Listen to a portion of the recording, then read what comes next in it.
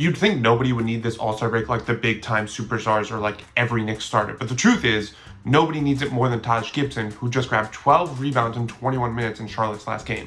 That's a lot of damage to the knees. RJ Barrett had 27 points on 11 of 18 shooting in a loss to the Cavs. Enjoy the touches while they last, RJ, because they're not going to last much longer. New York squandering that 6-point lead in the final 10 seconds of their ultimate win over Atlanta really took me back to the days of Lance Thomas and Courtney Lee. I don't want to go back to those days. Please don't make me. The bad news for Sixers fans? Paul George scored just 2 points on 1 of 7 shooting in a loss to Brooklyn. The good news, though, is that you can hear all about it on the latest episode of Podcast P. There are some people who have begun comparing this Thunder team to the 2015 Warriors, and some people are like, no, that's crazy, that's ridiculous, and I'm a little bit on the fence about it. But then I see the Thunder overcome a double-digit deficit against Miami by scoring the first 24 points of the fourth quarter, and I'm just like, damn.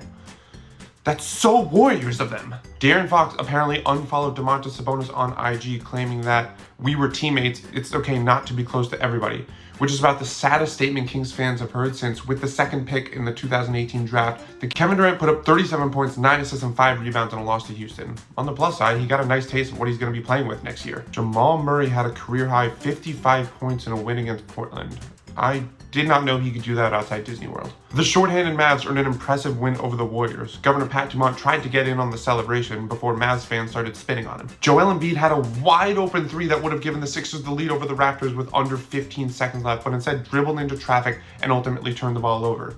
Easier said than done, isn't it? Said Ben Simmons. Tyrese Halliburton scored 16 points on 7 of 15 shooting in a 13-point home loss to the Knicks.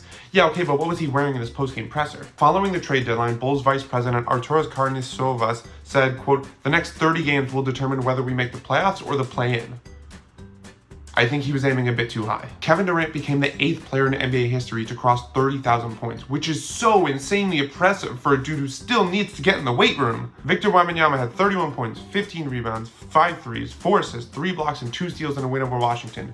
It is only a matter of time before he becomes the first player in NBA history to not just do a 5x5 game, but a 5x6 game. It's coming. The Hornets are looking for ways to dispute the Lakers' failed physical claim on Mark Williams that rescinded their trade, claiming no backsies. Kyrie Irving was named the injury replacement for Anthony Davis at the upcoming All-Star game. See, I don't know what Mavs fans are so upset about. They went from having 0 All-Stars just a month ago to now having 2. To summarize Monday night's loss to the Kings in Dallas, fans got ejected for protesting the trade, the organization didn't comment on it, and Jason Kidd failed to talk to the media after the game, which was like so unprecedented.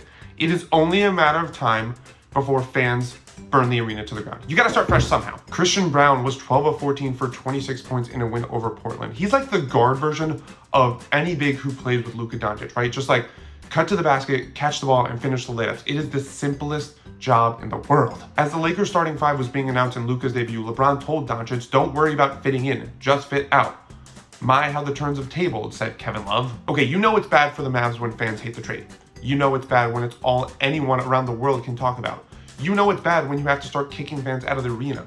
But you know it's really, really bad, and probably the worst it's ever gonna be, when your franchise icon, the one whose legacy is built on loyalty, opts to travel to LA for the debut of the superstar you just traded instead of staying in Dallas for the game they had that same night to try and lend any sort of helping hand. Dennis Schroeder made his Pistons debut in a win over Charlotte, and what a wonderful time it is that anyone gets traded to Detroit and doesn't immediately feel dead inside. That distinction now goes to anyone who plays for the Wizards. The Rockets beat the Raptors 94-87 in the year 2025. Maybe it is LeBron who plays against plumbers. The Mavericks organization was genuinely concerned for their health and safety following the trade of Luka Doncic. Good. When the Eagles won Super Bowl 52, Joel Embiid vowed to bring the same success to the Sixers, and everyone in Philadelphia cheered. When he said the same thing after the Eagles just won Super Bowl 59, everyone threw beer cans at him. Mavs Governor Patrick Dumont said the following regarding the Luka Doncic trade. "If you look at the greats in the league, the people I grew up with, Jordan, Bird, Kobe, Shaq, they worked really hard every day with this singular focus to win. And if you don't have that, it doesn't work. You shouldn't be a part of the Dallas Mavericks." And I just know Shaq saw that quote and was just like, ugh. Not the NBA moving around so many games to try and flex Pacers Lakers onto ESPN in anticipation of Luka's Lakers debut, only for neither Doncic nor LeBron to play in that game. I haven't seen this kind of wasted effort since game 1 of the 2018 finals. If you think the back of Jimmy Butler's jersey looked off-centered in his Warriors debut, it's probably because he went to the equipment staff like 5 minutes before the game and told them they had to do this. They had to put the 3 on the back of the jersey, saying, quote, "I'll have you thinking Draymond is a pacifist." Wow, I am so glad the Knicks used this measuring stick of a game against the Celtics to get blown out by 27 points. Bobo had 19.7 rebounds and 4 blocks against Denver.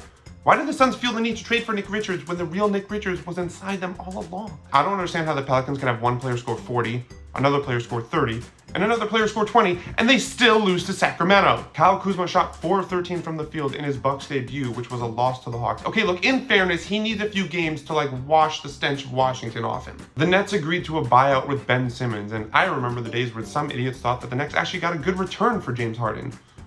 It was me. I was those idiots. Joel Embiid, Paul George, and Tyrese Maxey all played in a loss to Detroit, which was probably more unsettling than the loss itself. How does Chet Holmgren get 4 blocks in 22 minutes in his first game back after missing 3 months? That's like as many blocks as Yusuf Nurkic has had all year. Devin Booker dropped 47 points and 11 assists in an overtime win over the Jazz. Oh, for fuck's sake! The Celtics fell behind as many as 27 points in their loss to the Mavs. In their defense, though, I wouldn't take this Dallas team seriously either. After Anthony Edwards dropped 41 points on them in a win, Rockets head coach Ime Udoka said, "It's nice to see a special player that can get buckets at the end." To which Jalen Green responded, "Hey!" To which Ime Udoka just looked at him like, Zach LaVine scored 22 points on 8 of 19 shooting in his Kings debut, which was a loss to the Blazers.